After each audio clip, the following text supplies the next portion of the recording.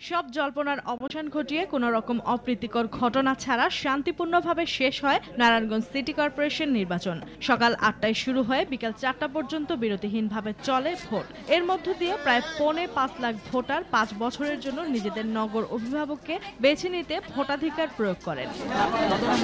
তো ইতিমধ্যে যেহেতু ৪টা অনেক সময় অতিক্রম হয়েছে, ভোট গণনা শুরু হয়ে গেছে। আমি এখন সরকারি তুলারাম মহিলা কলেজে আছি নারায়ণগঞ্জের। আপনি দেখতে পাচ্ছেন যে এখানে ইতিমধ্যে যে সিটি কর্পোরেশন নির্বাচনের যে মেয়র প্রার্থী এবং কাউন্সিলর এবং সংরক্ষিত মহিলা আসনে যে কাউন্সিলর তাদের কিন্তু ভোট যে গ্রহণ হয়েছে সেটি কিন্তু গণনা ইতিমধ্যে শুরু হয়েছে।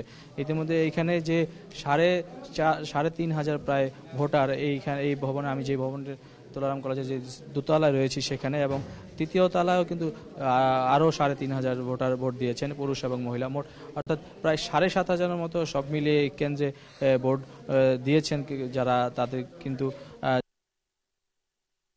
হয়েছে তারা। ধন্যবাদ জাহিদ।